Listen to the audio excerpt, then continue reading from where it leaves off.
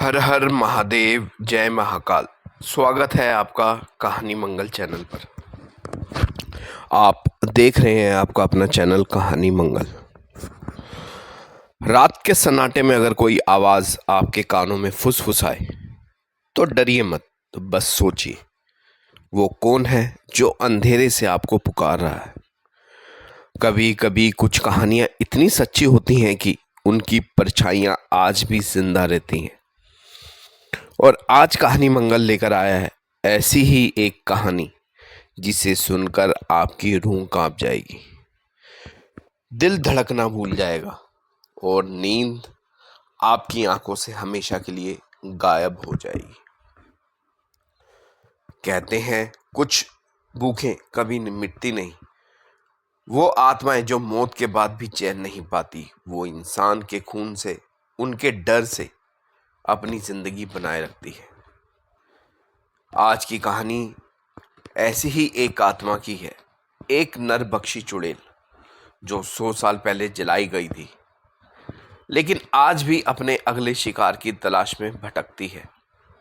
तो दरवाजे बंद कर लीजिए, लाइट थोड़ी मंद कर दीजिए और खुद को तैयार कीजिए उस सफ़र के लिए जहां हर परछाई में मौत छिपी है, हर आवाज़ में एक चीख दबी है और हर सांस में छिपा है डर।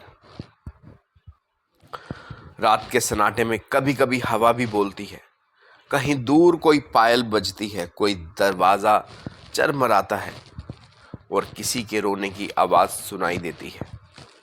लोग कहते हैं ये बस हवा की आवाज़ है, पर कुछ आवाज़ें ऐसी होती हैं जिनमें आत्माओं की भूख छिपी होती है। भूख मांस की, इंसान की। ये कहानी बिहार के सीमावर्ती इलाके के एक छोटे से गांव धनहर की है। गांव की हरियाली से घिरा था, लेकिन उसके एक कोने में एक सूखा जंगल था, भैरव वन। लोग कहते थे इस जंगल में कोई नहीं जाता, ना लकड़हारा, ना शिकारी, ना चरवाहा, क्योंकि वहां एक औरत की हंसी गूंजती थी और वो हंसी मौत बुलाती थी। रात में अगर कोई भटककर उस ओर चला जाए तो वापस नहीं लौटता था। सुबह खेतों में, नदी के किनारे या कभी पेड़ों से लटकी मिलती थी फटी चिरी लाशें, जिनके शरीर का मांस किसी जानवर ने नहीं, किसी इंसान ने खाया होता था। बुजुर्ग लोग कहते थे कि 100 साल पहले उसी गांव में एक औरत रहती थी, मलिका। सुंदर पर रहस्यमय। उसकी आंखें काली नहीं, लाल थी। वो जड़ी बूटियां बेचती थी और गांव के बीमारों को ठीक करती थी। लोग उसे भैरवी कहते थे। लेकिन धीरे धीरे अजीब घटनाएं होने लगी। जिसे मलिका दवा देती थी वो ठीक तो हो जाता, पर कुछ हफ्तों बाद मर जाता। चेहरे पर वही भव्य चीख का भाव और शरीर का कुछ हिस्सा गायब। गांव वालों ने उसे डायन कहा। एक रात उन्होंने उसे बांधकर जला दिया, लेकिन जलने से पहले उसने कहा था, मैं लौटूंगी तुम्हारे बच्चों के खून की प्यास लेकर।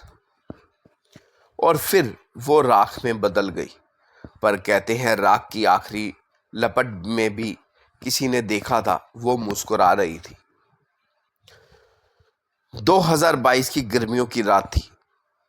4 दोस्त, अमन, रवि, सोनाली और दीपक, पास के शहर से घूमने आए थे।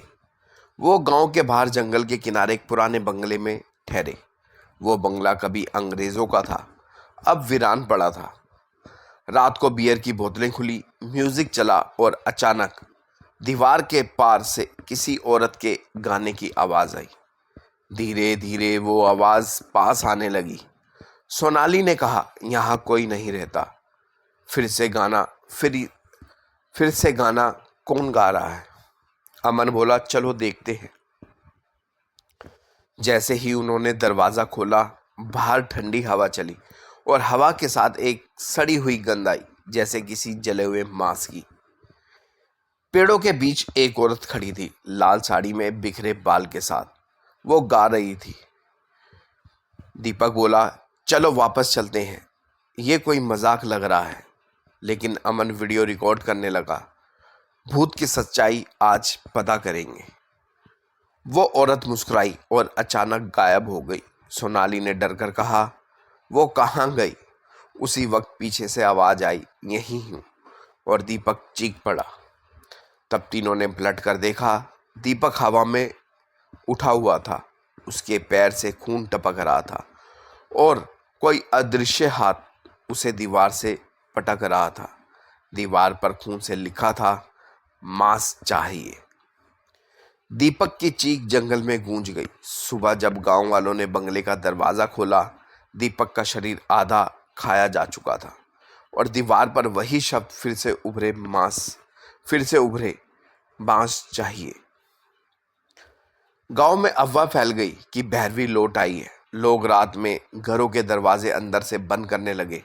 कुत्ते भौंकते, बच्चों को तेज बुखार आता और औरतें कहती, किसी ने मेरा नाम लेकर पुकारा है, पर कोई था नहीं।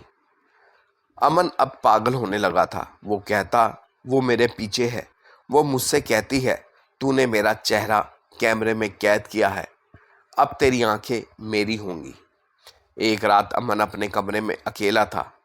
किसी ने उसके कंधे पर हाथ रखा और वो पलटा। उसने देखा भैरवी उसके सामने थी। लाल साड़ी, जले चेहरे से झांकती चमड़ी और टपकता हुआ खून। उसके होंठों से सड़ा मांस लटक रहा था। वो बोली, तूने मुझे जलाया था, अब मैं तेरे भीतर जलाऊंगी। अगली सुबह अमन का शरीर पूरी तरह जल चुका था, पर अजीब बात, उसकी आंखें गायब थी। गांव के पुजारी त्रिलोक बाबा को बुलाया गया। उन्होंने बताया कि यह वही आत्मा है जिसे जलाकर मारा गया था। उसकी राख कभी शांत नहीं हुई, क्योंकि उसे बिना संस्कार के जला दिया गया था। वह अपने हर जन्म में बदला लेती रहेगी, जब तक कोई उसका अंत नहीं करता। उन्होंने कहा, उसे रोकने का एक ही तरीका है, उसकी राख में गाय का दूध और तुलसी का जल मिलाकर शमशान में प्रवाहित करना। लेकिन शर्त थी, वो काम मध्य रात्रि में करना होगा, क्योंकि तभी चुड़ैल अपनी पूरी शक्ति में होती है और तभी उसका अंत संभव है। रवि और सोनाली ने हिम्मत की। रात के 12 बजे वह भैरव वन में पहुंचे। हवा तेज थी, आसमान में चांद पूरा और हर दिशा से आवाजें थी, मत करो, मत करो। राख उसी जगह थी जहां 100 साल पहले भैरवी को जलाया गया था। रवि ने मंत्र पढ़ना शुरू किया। सोनाली ने तुलसी का जल गिराया। अचानक मिट्टी फटने लगी। एक हड्डियों से भरी आकृति जमीन से निकली। वही चुड़ैल। वो हंस रही थी, उसकी आंखें अंगारों जैसी जल रही थी। तुम्हारा खून ही मेरा प्रसाद है। उसने सोनाली को पकड़ लिया। उसके नाखून सोनाली की गर्दन में धंस गए। रवि ने कांपते हाथों से जल छिड़का और चिल्लाया और मंत्र का उच्चारण किया। भैरवी चीख उठी और उसकी शरीर से आग निकलने लगी। वो तड़पती रही और यज्ञ चलता रहा। जंगल में पेड़ झुलसने लगे, आसमान में कौवों का झुंड उड़ने लगा और फिर सब कुछ शांत हो गया। सुबह गांव वाले पहुंचे तो देखा सोनाली जिंदा थी, लेकिन बेहोश। रवि गायब था और राख में किसी ने लिखा था, भूख अभी बाकी है। सोनाली ने बाद में बताया कि आखिरी बार उसने देखा, भैरवी ने रवि को गले लगाया था और कहा था, अब तू मेरा उत्तराधिकारी होगा। कुछ महीनों बाद गांव में फिर से घटनाएं शुरू हुई। रात को लोग कहते, किसी आदमी की परछाई खेतों में घूमती है जो औरत को बुलाता है और फिर वह कभी वापस नहीं लौटती। दनहर गांव आज भी है। वहां कोई भैरव वन का नाम नहीं लेता, पर हर अमावस्या की रात किसी झोपड़ी से किसी के गाने की आवाज आती है। वही शब्द, वही धुन। और उस रात गांव के कुत्ते भौंकना बंद कर देते हैं। दोस्तों, ये थी कहानी मंगल की कहानी, नरभक्षी चुड़ैल। एक ऐसी आत्मा जो मरकर भी नहीं मरी। क्या सच में भैरवी जैसी आत्माएं अब भी हमारे आसपास भटकती हैं, या वो सिर्फ हमारी कल्पना का अंधेरा है जो हमें डराता है? या ये फैसला आपका है। पर अगली बार किसी सुनसान जगह पर आपको किसी औरत की हंसी सुनाई दे तो पलटकर मत देखना, क्योंकि वो मुस्कान आपकी आखिरी याद बन सकती है। तो दोस्तों, वीडियो को लाइक ज़रूर करना, चैनल को सब्सक्राइब जरूर करना, और अगली बार मिलेंगे एक नई कहानी के साथ, एक नए डर के साथ, एक और भय के साथ। तब तक आप अपना और अपने परिवार का ध्यान रखिए, लेकिन एक बार ज़रूर प्यार से बोलिएगा, हर हर महादेव, जय महाकाल।